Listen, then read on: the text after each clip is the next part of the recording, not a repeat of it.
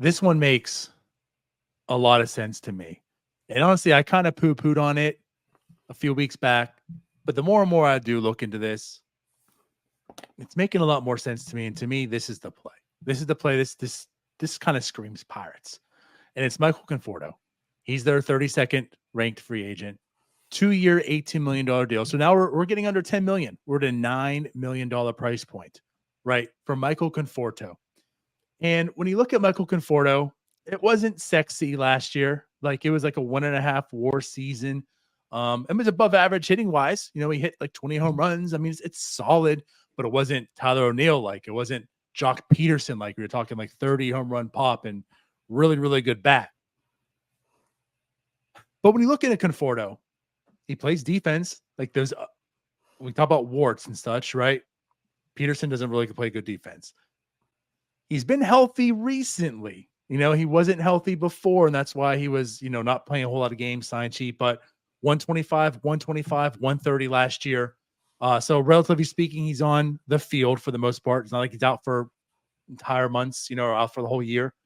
And yeah, like a 112 weighted runs created plus, 20 home runs. But there was a point there. He did have a hamstring injury.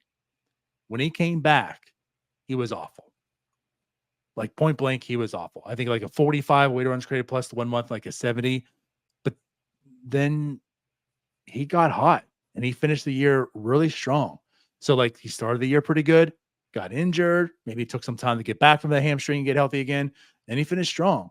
And like his expected numbers were actually better than his actual numbers were. You know, like to me, it seems like there's a lot of positives here. Less risk. This is safer. It's cheaper, but there's also upside with Conforto, I feel. I'm actually the one I am all in for is Conforto, I feel. But before we do go any further, BetOnline is the world's most trusted betting platform and your number one source for online betting. From the earliest odds to in-game live betting, on BetOnline provides you with all the action and the ability to watch games as they happen. With the largest selection of odds on everything from football, NBA and college football, NHL to UFC and MMA. Head to BetOnline today to get on the action with America's most trusted site for online wagering. BetOnline, the game starts here. I love Conforto on next year's team. And really all the reasons why you just mentioned. He can play defense. The upside is there. Like he's shown throughout his career, he can put up really good seasons, and his floor is high. Like the worst seasons he's ever put up have still been like average offensive seasons. So you're looking at a guy who has a really high floor, got a high ceiling as well. He's consistently, I mean, he's basically Brian Reynolds. His career numbers are Brian Reynolds.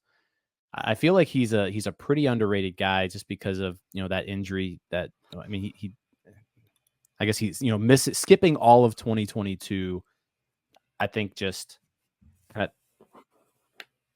put him back a peg in kind of the hierarchy of outfielders, but he's still got it. Like he's still got it. And I think he's a great fit. If we're lining up like our two targets and we go into this offseason, we say, okay, Brian Reynolds, you're our new first baseman. Tyler O'Neill, you're our new left fielder. Michael Conforto, you're our new right fielder. Or if you want to switch those two, that's fine.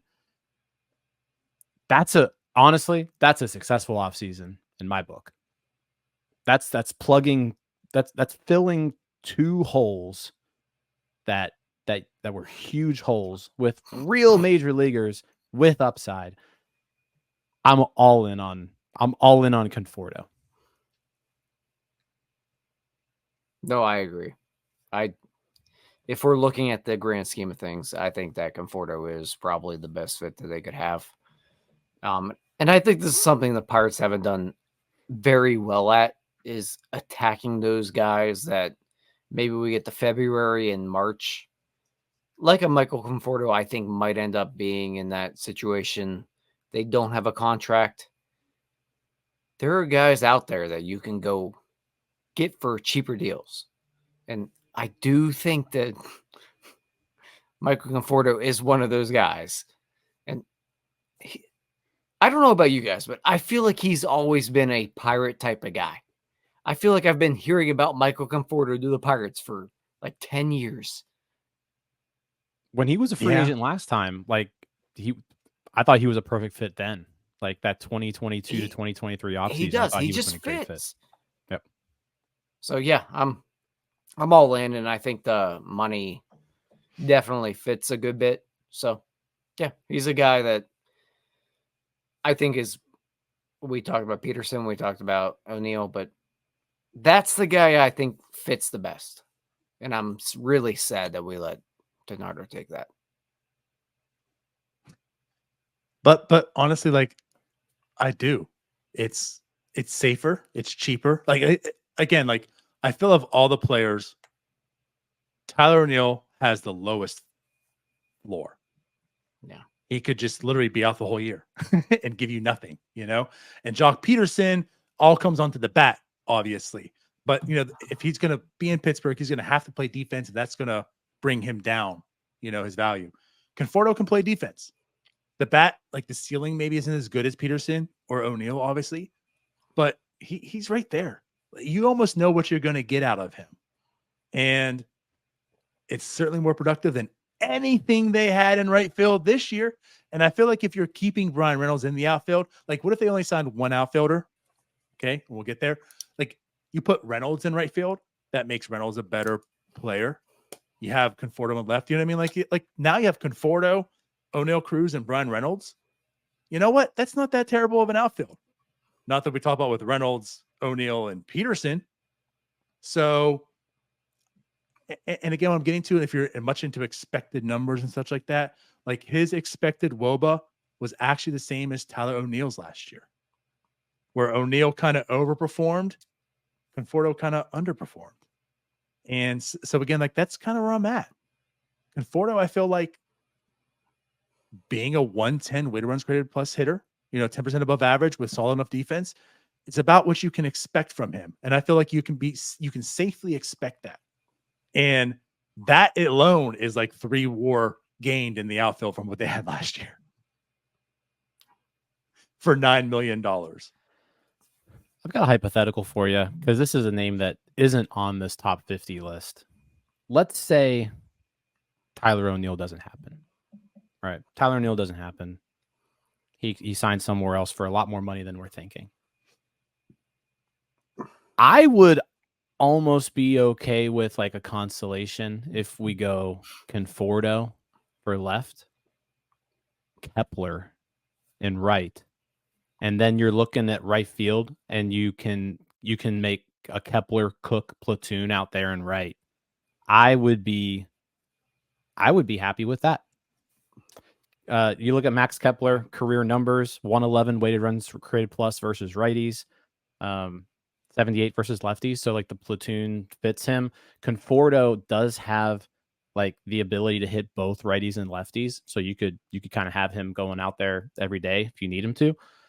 I feel like like I said, if O'Neill doesn't happen because of the money, a Kepler Conforto combo and throwing in Cook against lefties works. I think that works.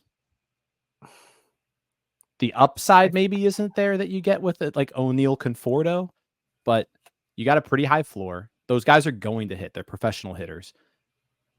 And it's a major upgrade from what you have right now. And there is still a lot of, like, Conforto still offers quite a bit of upside. Yeah. So where I would push back a little bit, I'm not ready to pencil in Billy Cook for anything. Literally anything. Fair. Maybe I would listen if we're gonna maybe move Brian Reynolds to first, like we've been talking about. And possibly on those types of days, we put Brian Reynolds in right field. And then find a cheaper option at first base to hit lefties.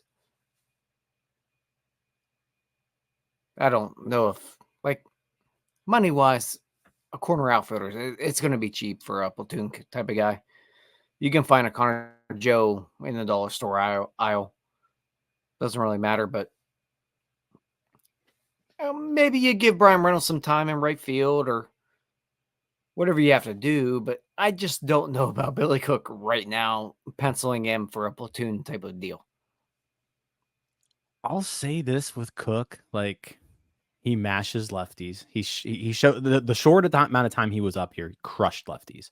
He also played great defense. Really good defense. Can I give? All right, that wraps up this episode of North Shore 9. Thanks so much for tuning in. Whether you're listening on the podcast or catching us on YouTube, if you enjoyed the show, please give this video a thumbs up and don't forget to hit that subscribe button if you haven't already. It really helps us grow.